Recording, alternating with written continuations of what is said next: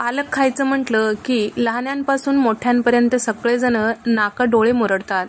पालकची भाजी म्हटलं की नको म्हणतात. या पद्धतीने पालक पनीर एकदा करताल तर नक्कीच सगळ्यांना आवडेल. स्टेप बाय स्टेप आहे, अगदी साधी सोपी हॉटेलसारखी भाजी नक्कीच तयार होते. चला तर मग रेसिपीला सुरुवात करूया. इथे मी घेतलेल्या प्रमाणानुसार साधारण 8 ते 9 माणसांना एक वेळेस पुरी होईल इतकी भाजी तयार होते. इथं पहिल्यांदा आपल्याला मगज बी आणि काजू गरम पाण्यामध्ये भिजत ठेवायचं आहे. तर साधारण पाव कप इतकं मगज बी, पाव कप काजू घेतलेला आहे. आता पालक पनीरसाठी इथे मी अर्धा किलो पालक घेतलेला आहे.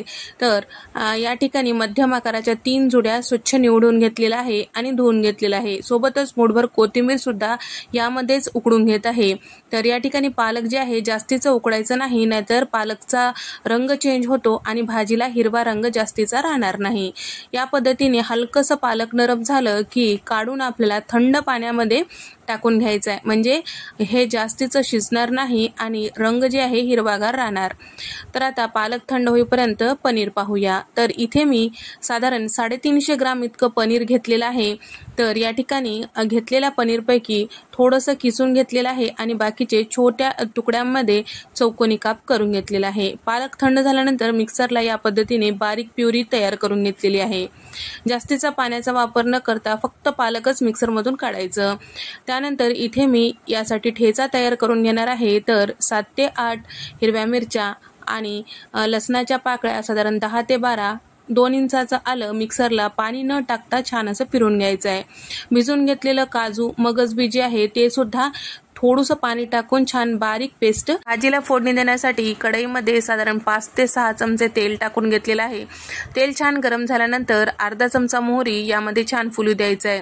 त्यानंतर इथे मी कांद्याची पेस्ट टाकून घेतलेली आहे. मध्यम आकाराचे कांदे साधारण 6 ते 7 असतील आणि वजनी म्हणताल तर साधारण 300 ते 350 ग्राम इतके कांदे होते.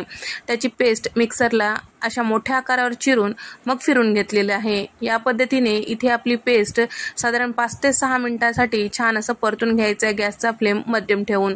त्यानंतर हिरव्या मिरच्याचा ठेचा सुद्धा 1 मिनिट परतून घ्यायचा आहे. तर कांद्याचा कच्चेपणा जाईपर्यंत आपल्याला परतून घ्यायचा आहे, हलकंसं रंग चेंज होईपर्यंत. त्यानंतर इथे मी टोमॅटोची प्युरी टाकत आहे. 200 ग्राम टोमॅटो म्हणजेच साधारण मध्यम आकाराचे 4 टोमॅटो छान पिकलेले लालसर असलेले मिक्सरला फिरवून घेतलेले आहे. त्याची प्युरी इथे मी टाकून घेतलेली आहे. हलकंसं आपल्याला याचा आंबटपणा दूर झाल्यानंतर यामध्ये पालकची प्युरी टाकून घ्यायचं आहे. आता पालक प्युरी टाकल्यानंतर कांदा, टोमॅटो आणि पालकची प्युरी तिन्ही 1 मिनिट छान शिजवून घ्यायचं आहे. यामध्ये पाण्याचा अंश असतो, त्यासाठी लगेचच पावडर मसाले टाकून झाकून आपल्याला शिजवून घ्यायचं आहे. तर या ठिकाणी अर्धा चमचा हळद, 1 चमचा धने पावडर, 1 चमचा काळा मसाला आणि अर्धा चमचा भाजलेले जिऱ्याची पूड आणि चवीपुरतं मीठ इथे मी टाकून घेतलेलं आहे. सोबतच तयार करून घेतलेलं जे व्हाईट ग्रेव्ही म्हणजे काजू आणि मगज बीचं पेस्ट होतं ते सुद्धा टाकून घेतलेलं आहे. आता हे सगळं छान असं व्यवस्थित मिक्स करून घ्यायचं आहे. यातला पाण्याचा अंश कमी होईपर्यंत 2 मिनिटं झाकून आपल्याला शिजवून घ्यायचं आहे. त्यानंतर पनीर टाकून आपल्याला छान असं मिक्स करून घ्यायचं आहे.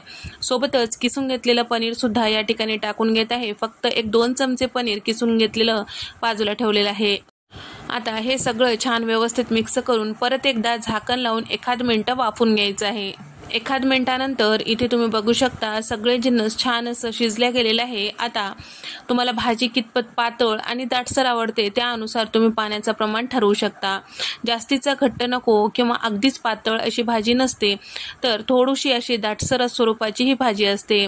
तर इथे मी साधारण 1 ग्लासभर इतकं पाणी टाकून घेतलेलं आहे. तर या ठिकाणी कोमट पाणी टाकलेलं आहे, अगदीच थंड पाणी टाकू नका. तर या ठिकाणी सगळं छान व्यवस्थित मिक्स करून घेतलेलं आहे. आता यावर छान असा तडका देऊया.